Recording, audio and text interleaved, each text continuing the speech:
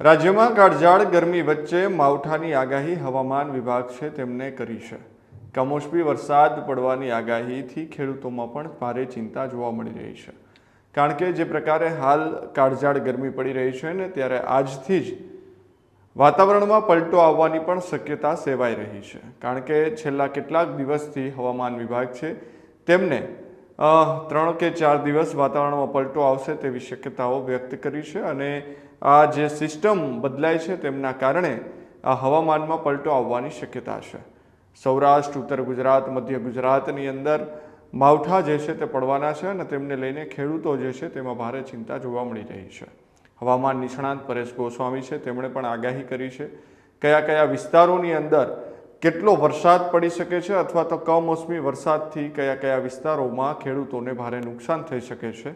આવો જાણીએ પરેશ ગોસ્વામીએ શું કહ્યું। ચોક્કસ આમ જોવા જઈએ તો અત્યારે આપણે આમ તો ઉનાળાની શરૂઆત થઈ ચૂકી છે ને એમાં પણ હીટવેવનો એક રાઉન્ડ આવી ચૂક્યો છે, જેમાં 9 થી 13 માર્ચનો જે સમય હતો એ સમયગાળા દરમિયાન રાજ્યના અલગ અલગ વિસ્તારોમાં જે હાઈ ટેમ્પરેચર જોવા મળ્યું હતું, હીટવેવ જોવા મળી હતી, જેમાં અનેક વિસ્તારની અંદર તાપમાન છે 41 ડિગ્રી પહોંચ્યું હતું, આઇસોલેટેડ વિસ્તારમાં 41 પ્લસ પણ થયું હતું। એ જે મોટો હીટવેવનો રાઉન્ડ પૂર્ણ થયો એ પછી સ્વાભાવિક રીતે 14 તારીખે જે તાપમાન ઘટવું જોઈએ એ ઘટ્યું પણ છે, પણ છતાં પણ હજુ નોર્મલ કરતા તો 1-8 ડિગ્રી તાપમાન ઊંચું ચાલી રહ્યું છે। અને એમાં પણ અત્યારે જે ઉત્તર ભારતના પહાડો ઉપરથી વેસ્ટર્ન ડિસ્ટર્બન્સ પસાર થતા હોય એમાંનું એક મજબૂત વેસ્ટર્ન ડિસ્ટર્બન્સ છે પસાર થઈ રહ્યું છે। જોકે ઉત્તર ભારતના જે પહાડી પ્રદેશો છે, જમ્મુ કાશ્મીર, હિમાચલ પ્રદેશ વગેરે, એ વિસ્તારમાં અત્યારે બરફવર્ષા પણ ખૂબ થઈ રહી છે, ત્યાં સ્નોફોલ ને વગેરે ત્યાંના દ્રશ્યો આવી રહ્યા છે। એટલે એ પણ એક વેસ્ટર્ન ડિસ્ટર્બન્સની અસર છે ને એ વેસ્ટર્ન ડિસ્ટર્બન્સની લેયર હોય છે, એનો ટ્રફ હોય છે દક્ષિણ પાકિસ્તાન અને ગુજરાત સુધી લંબાયેલો છે, જેને કારણે આપણા હવામાનમાં પલટો આવવાનો છે। જે એક તો ઊંચું તાપમાન હતું જેમાં જમીની તાપમાન અને સમુદ્રી તાપમાન બંને ઉંચકાયા એટલે અરબ સાગરમાં અત્યારે એક અસ્થિરતા બની છે। આ અસ્થિરતાને 700 એચપીએ લેવલે વેસ્ટર્ન ડિસ્ટર્બન્સના ટ્રફને કારણે ભેજ મળી રહ્યો છે, એટલે 700 એચપીએ લેવલે જે એક અસ્થિરતા છે એ અસ્થિરતા છે ગુજરાતની અંદર હવામાનમાં પલટો લાવશે। હવામાનમાં પલટો લાવશે એટલે પહેલી વાત તો એ છે કે ઉનાળાની શરૂઆત થઈ ગઈ છે મયુરભાઈ। સ્વાભાવિક રીતે ઉનાળાની શરૂઆત થઈ ગયા પછી મોટા ભાગે સમગ્ર ઉનાળા દરમિયાન આપણે 32 ડિગ્રી કરતા તો ઊંચું તાપમાન જોવા મળતું જ હોય છે, પણ આ વખત પહેલી વખત એવું બનવાનું છે ઘણા વર્ષો પછી કે 18, 19, 20 અને 21 4 દિવસ માટે તાપમાન 30 ડિગ્રી કરતા પણ નીચું આવશે। બાકી 30 ડિગ્રીથી તાપમાન નીચું ન આવવું જોઈએ, પણ 18 થી 21 દરમિયાન 4 દિવસ માટે તાપમાન 30 ડિગ્રી કરતા નીચું પણ આવશે। સાથે આ અસ્થિરતાને કારણે 19 અને 20 તારીખે વરસાદી ઝાપટા પડવાની શક્યતાઓ છે। આવતીકાલે 18 તારીખથી રાજ્યના અલગ અલગ વિસ્તારમાં હવામાનમાં પલટો પણ આવી જશે અને 19 ને 20 તારીખે જે માવઠાની શક્યતા છે એમાં 20 તારીખે તો સીમિત વિસ્તાર હશે અને એકદમ ઓછી માત્રામાં માવઠું થશે, પણ 19 તારીખે વધારે શક્યતા છે। હવે જે 19 તારીખે શક્યતા છે જેની અંદર પહેલા તો જે કચ્છના વિસ્તાર છે એ પાકિસ્તાન બોર્ડરેથી જે શરૂઆત થશે માતાનો મઠ હોય વગેરે, પછી નલિયા વિસ્તાર છે અથવા તો માંડવી, મુન્દ્રા, કંડલા, નખત્રાણા, ભુજ, આ તમામ વિસ્તારોની અંદર માવઠાની શક્યતાઓ છે। એની સાથોસાથ ઉત્તર ગુજરાતના જે વાવ, થરાદ, બનાસકાંઠા, પાટણ અને મહેસાણા જેવા વિસ્તાર છે એમાં પણ સામાન્ય હળવાથી મધ્યમ છૂટાછવાયા માવઠાના ઝાપટા પડે તેવું એક અનુમાન છે। અને સૌરાષ્ટ્રની અંદર જોવા જઈએ તો સૌરાષ્ટ્રની અંદર પશ્ચિમ સૌરાષ્ટ્રમાં થોડીક તીવ્રતા વધારે જોવા મળશે, જેમાં દ્વારકા, જામનગર અને પોરબંદર જેવા વિસ્તારની અંદર છૂટાછવાયા સામાન્ય ઝાપટા નોંધાઈ શકે છે। ત્યાર પછી મોરબી, સુરેન્દ્રનગરમાં પણ મોટા ભાગે વાદળછાયું વાતાવરણ થશે અને કોઈ કોઈ જગ્યાએ સામાન્ય ઝાપટા નોંધાશે।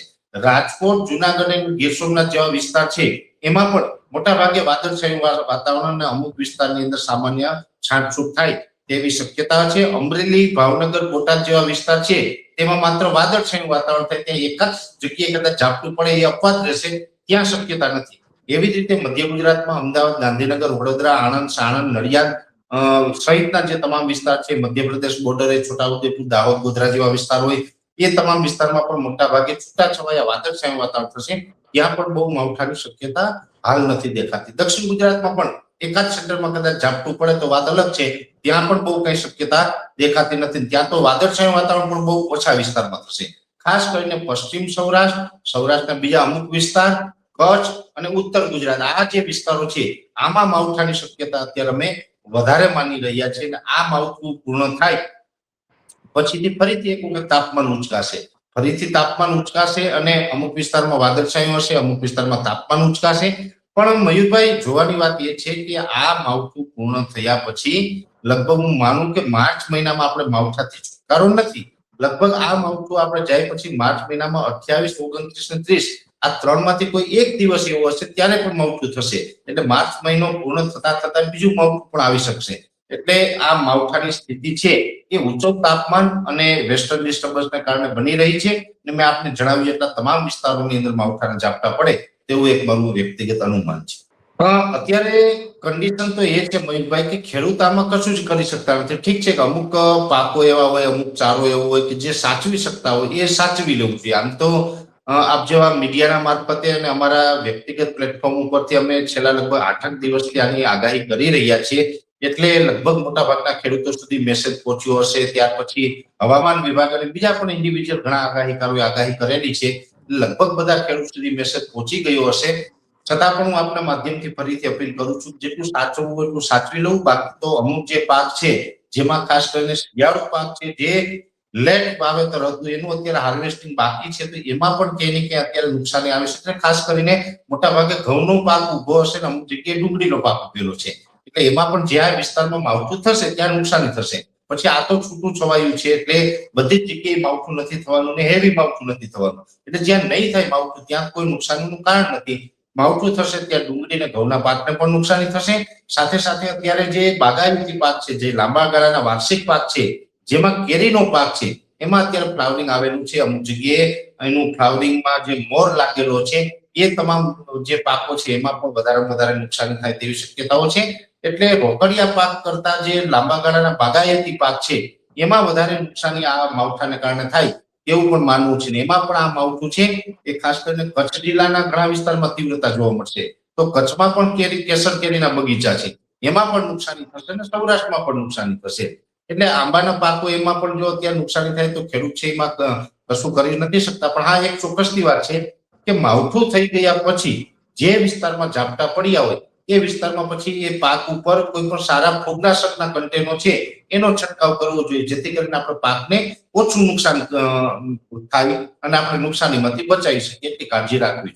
આમ તો લાંબા ગાળાના આધારે જોવા જઈએ તો અત્યારે અમુક જે સંકેતો મળ્યા છે ત્યાં સુધી એટલું ચોક્કસ કહી શકાય કે ચોમાસું સમયસર આવી જશે અને સારું થશે. એટલે નબળું નથી થવાનું, આ વાત ચોક્કસ છે. હા, 1-2 વરસાદ કદાચ ઘટ પડે એ વાત અલગ રહી, પણ નબળું નથી થવાનું. આમ તો વિશ્વની ઘણી બધી વેધર જે સંસ્થાઓ છે એને એક આગાહી એવી પણ આપેલી છે કે આ વર્ષે અલ નીનો સક્રિય થશે. એટલે અલ નીનો સક્રિય થાય તેવી શક્યતા અમે પણ માની રહ્યા છીએ.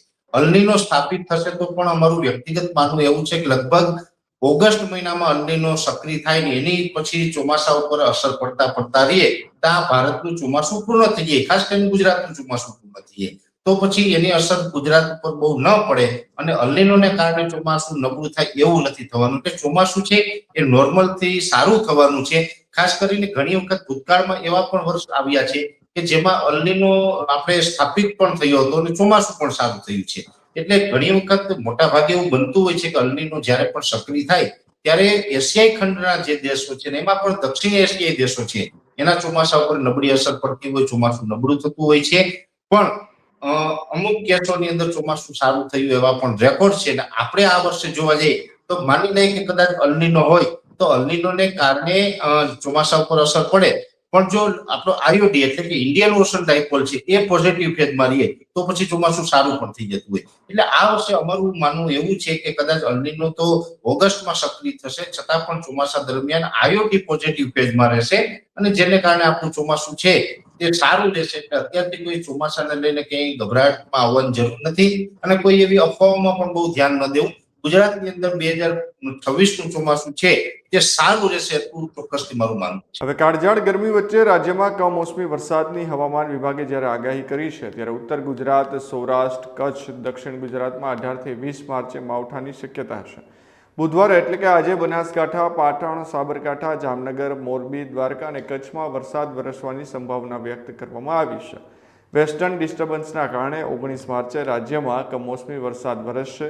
ઉત્તર ગુજરાત, બનાસકાંઠા, પાટણ, સાબરકાંઠામાં માવઠું પડશે તો સૌરાષ્ટ્રમાં રાજકોટ, જામનગર, પોરબંદર, જૂનાગઢ, અમરેલી, ભાવનગર, મોરબી, ગીર સોમનાથમાં મધ્યમ વરસાદની આગાહી કરવામાં આવી છે. દક્ષિણ ગુજરાતના જિલ્લાઓમાં પણ માવઠું પડવાની શક્યતાઓ છે. 18મી માર્ચ એટલે કે આજે ખાસ કરીને ઉત્તર ગુજરાત અને સૌરાષ્ટ્રના કેટલાક ભાગોમાં વાતાવરણમાં પલટો જોવા મળવાનો છે. આ દિવસે બનાસકાંઠા, પાટણ અને સાબરકાંઠાની સાથે સાથે સૌરાષ્ટ્રના જામનગર, મોરબી, દેવભૂમિ દ્વારકા અને કચ્છ જિલ્લામાં હળવો વરસાદ પડી શકે છે. 19મી માર્ચ એટલે કે આવતીકાલે વરસાદનું જોર અને વિસ્તાર બંને વધશે. આ દિવસે રાજ્યના મોટા ભાગના વિસ્તારોમાં મધ્યમ વરસાદની સંભાવના વ્યક્ત કરવામાં આવી છે. બનાસકાંઠા, પાટણ, સાબરકાંઠા, દાહોદ, પંચમહાલ, વડોદરા અને છોટા ઉદેપુર, નર્મદા, ભરૂચ, સુરત, ડાંગ, તાપી, નવસારી, વલસાડ તેમજ કેન્દ્ર શાસિત પ્રદેશ દમણ અને દાદરાનગર હવેલી તેમજ રાજકોટ, જામનગર, પોરબંદર, જૂનાગઢ, અમરેલી, ભાવનગર, મોરબી, દેવભૂમિ દ્વારકા, ગીર સોમનાથ, બોટાદ સહિત કચ્છ અને દીવમાં કમોસમી વરસાદની આગાહી કરવામાં આવી છે. 20મી માર્ચે વરસાદની અસર ધીમી પડશે, પરંતુ ઉત્તર ગુજરાતના વિસ્તારો જેમ કે બનાસકાંઠા, સાબરકાંઠા, પાટણ, અરવલ્લી, મહેસાણા, પાલનપુરમાં વાદળછાયું વાતાવરણ રહેશે અને હળવો વરસાદ વરસી શકે તેવી શક્યતાઓ છે. ત્યારે હવામાન નિષ્ણાંત પરેશ ગોસ્વામીના જણાવ્યા અનુસાર 16 અને 17 તારીખથી જ વાતાવરણમાં પલટો આવવાનું શરૂ થઈ જશે તેવું કહ્યું હતું, પરંતુ જ્યારે 18 અને 19 અને 20 તારીખ હળવાથી મધ્યમ વરસાદની સાથે 40થી 50 કિમી ઝડપે પવન ફૂંકાવાની અને ગાજવીજ થવાની પૂરી સંભાવના છે. એક વેસ્ટર્ન ડિસ્ટર્બન્સ છેક ગુજરાત સુધી વિસ્તરેલું હોવાથી આ માવઠું પડશે તેવી આગાહી હવામાન નિષ્ણાંત પરેશ ગોસ્વામી છે તેમના દ્વારા કરવામાં આવી છે.